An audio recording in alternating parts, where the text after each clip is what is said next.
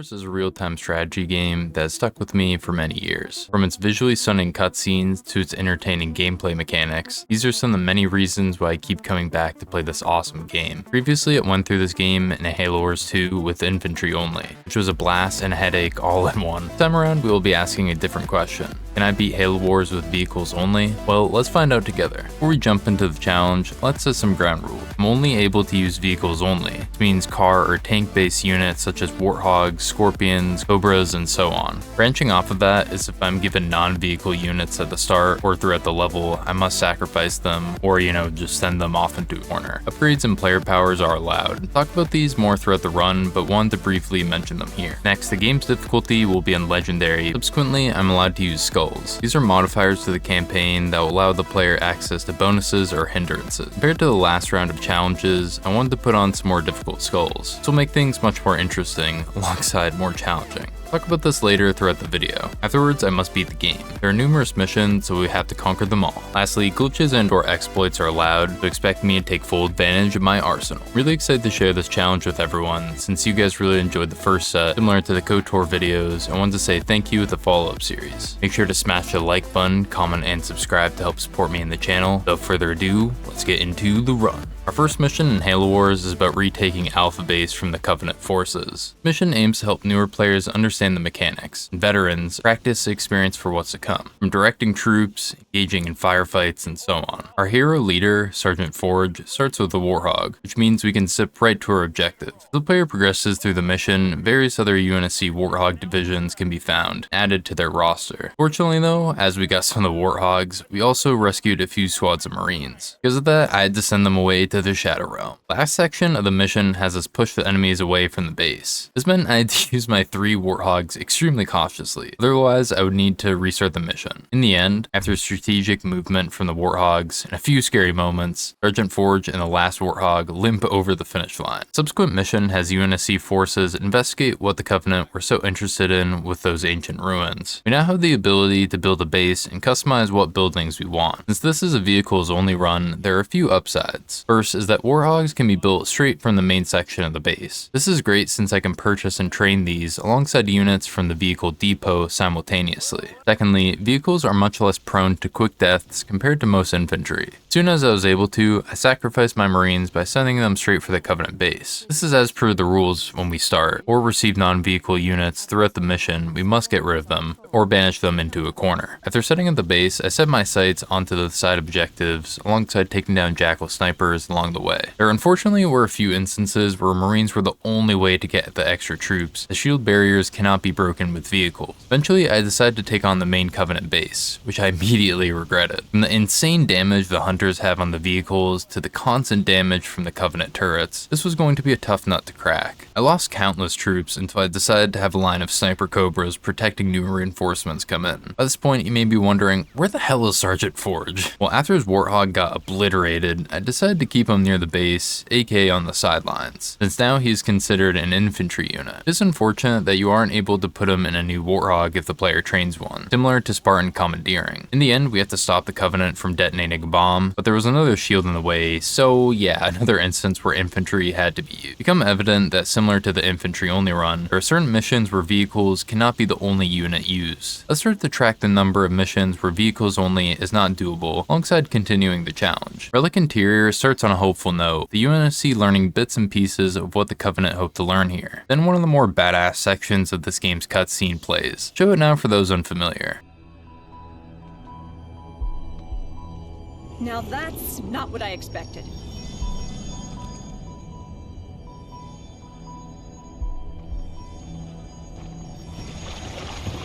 Heresy! Remove this filth! Take cover!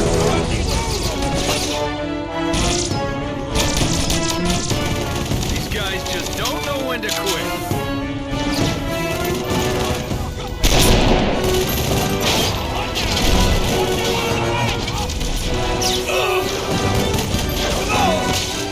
Spirit Forge!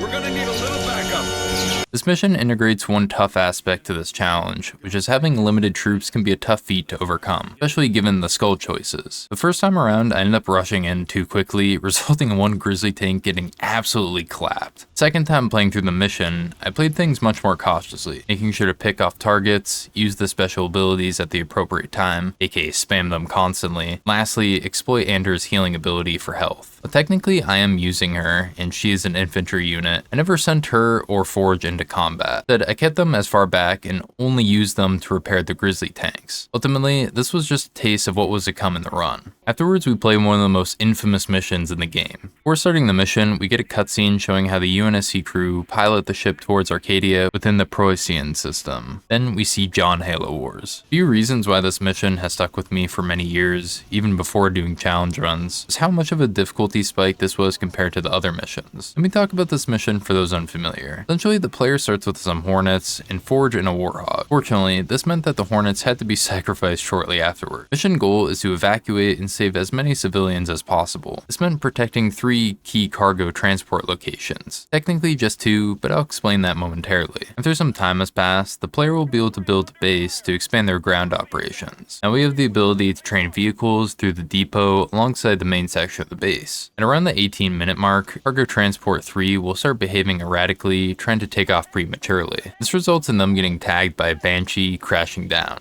This was a battle of attrition, as I really had to manage my resources as the Covenant sent countless troops my way. I decided to diversify my vehicle lineup. Some Scorpions, Cobras, Wolverines, and Warthogs would be great at taking down whatever came our way. In the end, after many close calls, and with Transport 2 being the last ship to complete the mission. While I was surprised to beat it on the first attempt, I knew that somehow things were going to get even more difficult. What I thought was going to be a quick and decisive victory ended up taking nearly 5 attempts to complete. Why was this mission in particular so tough? Well, initially the player has to get from point A to B, with large amounts of Covenant forces in between. On Legendary, especially with all the Rebel skulls and every other skull I have, this basically destroyed all my troops but the Spartans. Put me on the back foot right from the get-go. Enemy waves kept pushing through the fog of war near the base, until ultimately I would receive the mission failed screen for like the 15th time. For every ghost, wraith, or locust I would commandeer, 5 plus more of that type would be sent in to destroy what little remained of troops I had left. This was going to be a constant juggle. I've even mentioned the elephant in the room yet, which is that we are forced to use infantry because of the relentless Covenant forces destroying any vehicle, since 20 Covenant units were consistently outside the base, aka the Spartans.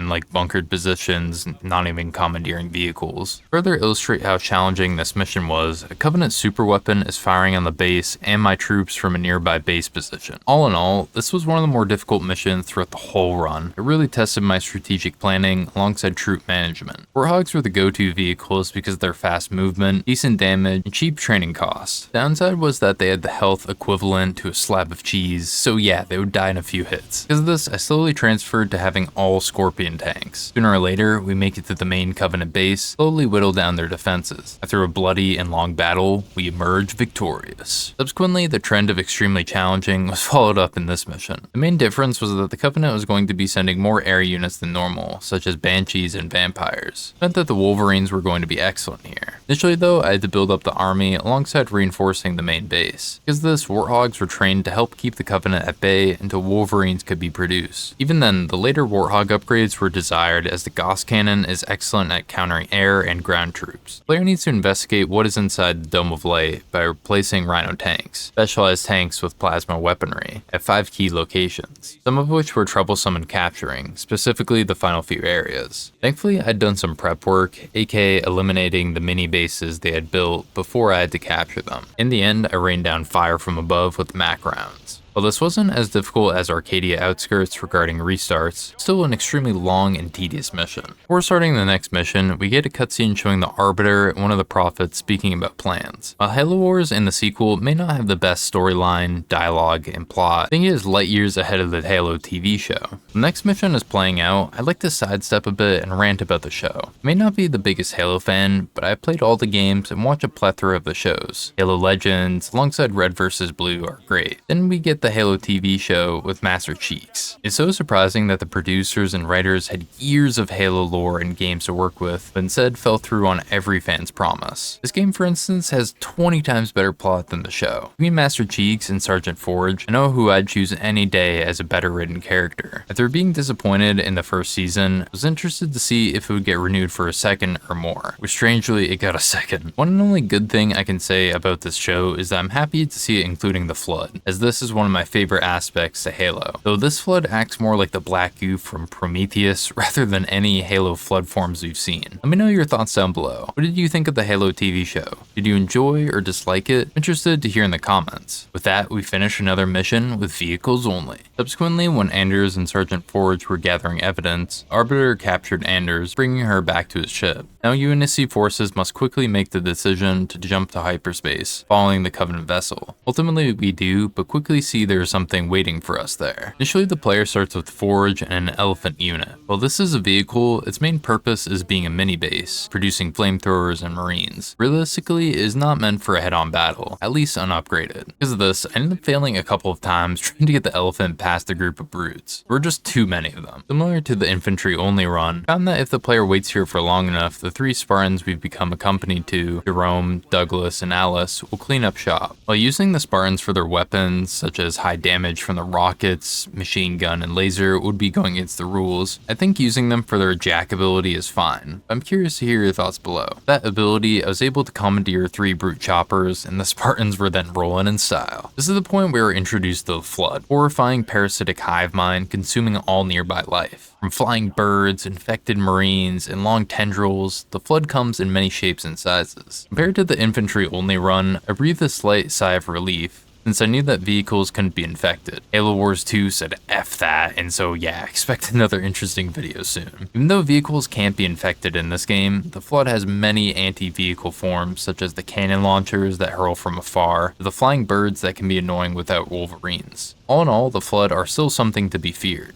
Rescuing the elephants trapped within the Flood's grasp, we return back to the base, completing the mission. The Flood is an interesting mission, since on the outside it appears like it's going to be one of the tougher campaign missions, but no, it was actually fairly straightforward. Massive hive gravemind has appeared, influencing nearby Flood forms. This and the subsequent mission really throw everything the Flood has at the player. As per usual, I had to build up the base, making sure to maximize resources so I could get higher tech levels faster. From there, Warthogs would be built as the starting army to help me explore and build new base locations. Once the second base was built, I allocated troops and resources to securing Red Team, aka the downed Spartan team. There onwards was a race to destroy the Gravemind before it could wipe out our forces. Fortunately, there were so many Flood cannon launchers that it destroyed a ton of my units, so constant Warhogs and tanks had to be trained. In the end, with the troops beaten, nearly on the cusp of giving up, we finished the mission. With the UNSC forces racing to get all crew members back on the ship before the gateway is closed, the player must locate and safely guide each crew member back to base, similar to the previous mission. This time though, the player has to fight the Flood and the clock. Fortunately, numerous pillars around the map can be deactivated, allowing more time on the ground. The mission is going on, let's talk about vehicles only, reflecting and analyzing past events and hopes for the final missions. Vehicles have proved to be excellent at handling most, if not all, situations. There are obvious downsides, and one that is really apparent is how costly, resource and time-wise, vehicle production is. Warthog seemed to be the best all-around vehicle, able to handle most enemy types. Having the 3 Rebel skulls on has made this challenge much more interesting, to really test my skills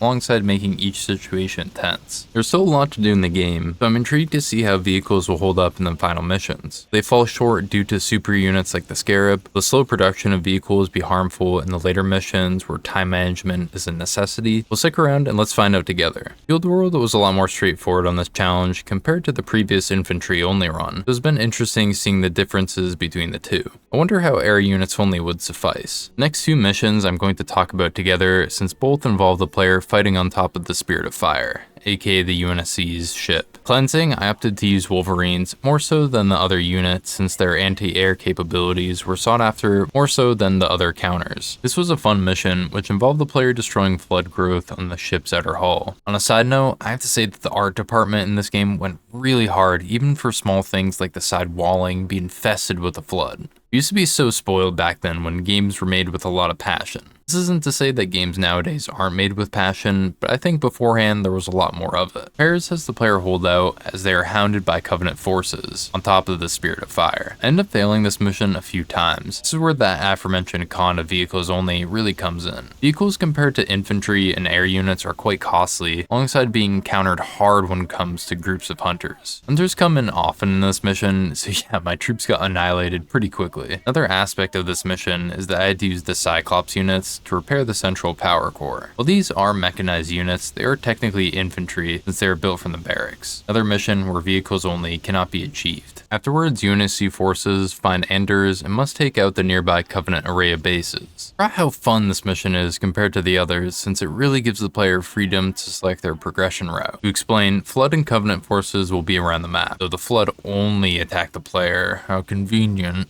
Initially, after a holdout section, the player will need to secure a base. There are a few places to select for a base, and so this is where the player can choose. Do I go for the central base or the more reclusive one on the outskirts? Ultimately, this is where I had the most trouble since the Covenant would constantly send troops my way. Thankfully, most were vehicles, and so I could commandeer them, but still was tedious. Then end up getting this hilarious bug where this jackal exploded into like 15 corpses. I was not expecting that, nor have experienced something like that, but it definitely made me chuckle. Once I built up my base, never-ending battle of banshees being sent to my base, I pushed into the other areas that the Covenant were held up in. Nearby to the second to last base, a scarab can be found and commandeered. This really helped in the final sections with the main Covenant base. While it wasn't the hardest mission, it was unyielding, never ceasing to give me a second to train troops without interruption. In the end, Beachhead was finished with vehicles only. It took more than an hour to complete. Reactor is one mission that is both awesome yet boring as hell. This is because the player has to fight the Covenant and the Flood at different points of progression on the map. It's quite fun. The boring aspect is at the mission's conclusion.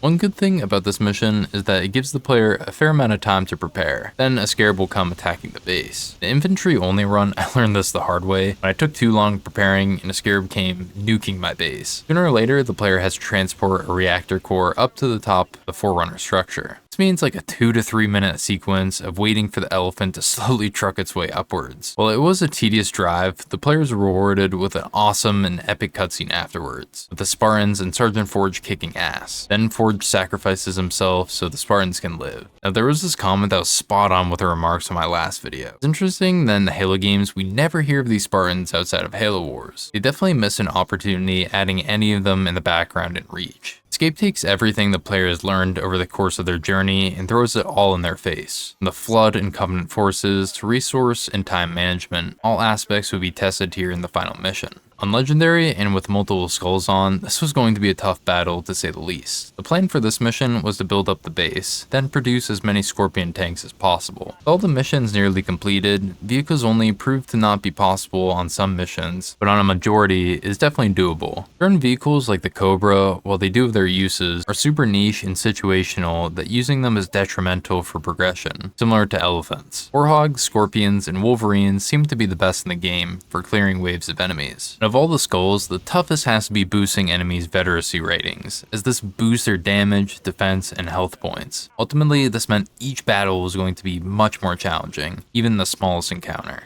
Starting from the Covenant side on the west, I pushed through their bases until switching sides and taking out the Flood on the east. A neat trick a commenter mentioned on the last set was sending the Scarab to the depths using the patterns. This would save time and troops, as I was instantly take it down without risking any of my army. In the end, we get out of there before the planet explodes, then the game ends on Captain Cutter, giving Sergeant Forge one last salute, gratitude for his sacrifice. This was Halo Wars with vehicles only. Well, it's been an interesting run. While not every mission could be completed this way, it was interesting to find out alongside testing various other things. Of the 2 unit-only challenges I've completed, infantry and vehicles, infantry was far more challenging. How will air units do? Will they be easier or harder than vehicles only? Let me know if you'd like to see that challenge series in the future. Thank you for watching the video. Make sure to hit the like button, comment, and subscribe if you haven't already. This greatly helps to support me on the channel, alongside pushing the video to others who may be interested. Try to do something kind for someone today, whether it's a small or large gesture. This is your boy Skilled Fawn, and I'm